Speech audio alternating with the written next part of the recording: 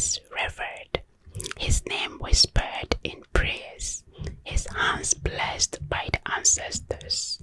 But when jealousy and betrayal twist the hands of those closest to him, Kwame is accused of treachery. His powers condemned as a curse instead of a gift, banished and stripped of his honors. He wanders into exile until the day the skies grow dark once more.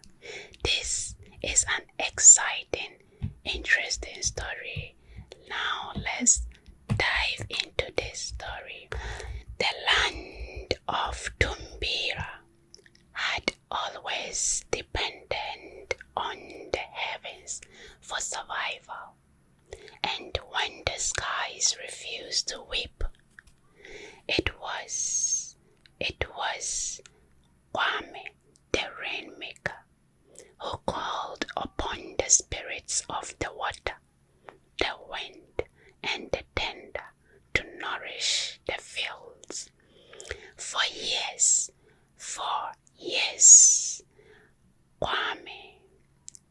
Kwame, his hand had woven miracles from the clouds.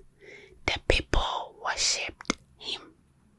The king showered him with gold, and the village elders called him a great gift from the gods. But not all saw his power as a blessing.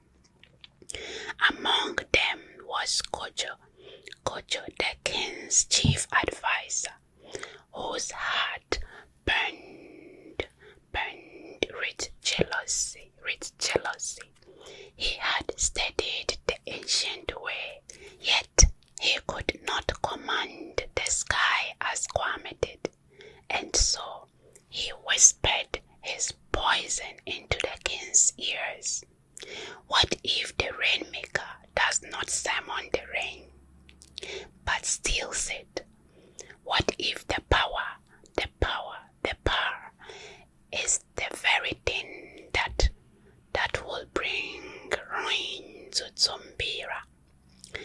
Doubt took root in the king's mind, and soon whispers became rumors. Rumors became fear, and fear turned to hatred. Then one fateful night, the rain stopped. The field shivered. The wells dried up, and the people cried out in despair.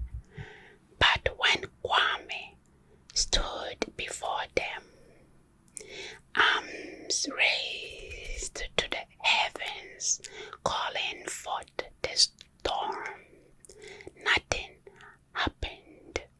The sky remained still, the air dry. Kojo seized the moment.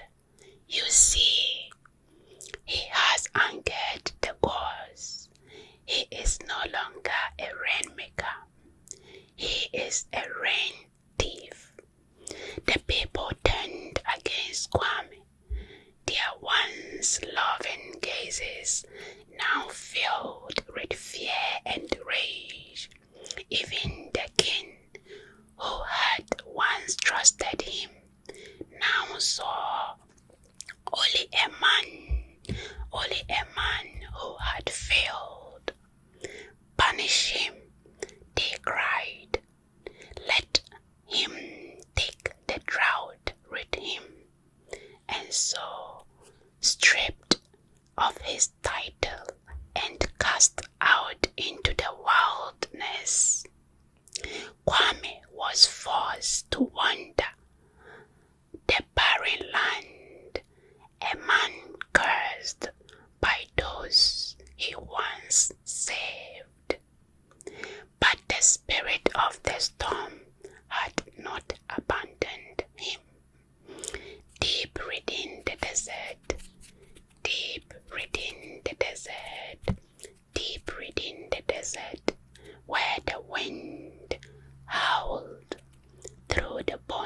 of the ancient king. He heard their voices. Your people have turned their back on you, but the rain will return, and when they do, so will your fate, so will your fate. Back in Zumbira, the drought worsened. Kojo, now the king's most trusted advisor, offered false promises, claiming he could bring back the rain. But his ritual bore no fruit. The rivers turned to dust, the livestock perished, and the people who once rejoiced in their betrayal of Kwame now wept their folly.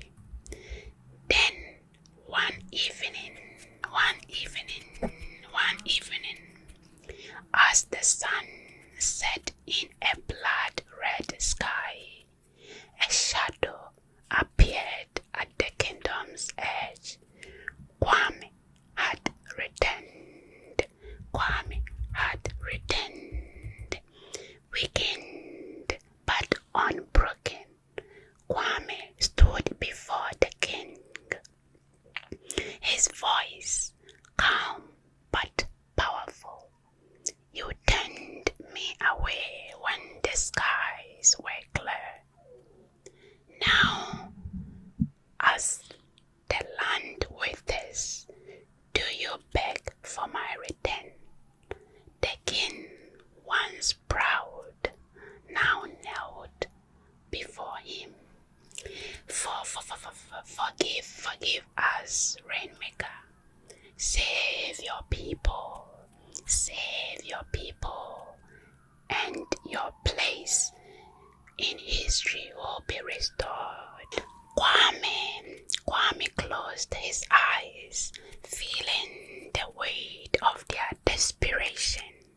He had every reason to let them suffer, to turn his back as they had done to him. But he was not a man of vengeance, and so, lifting his hands once more, he called upon the spirit.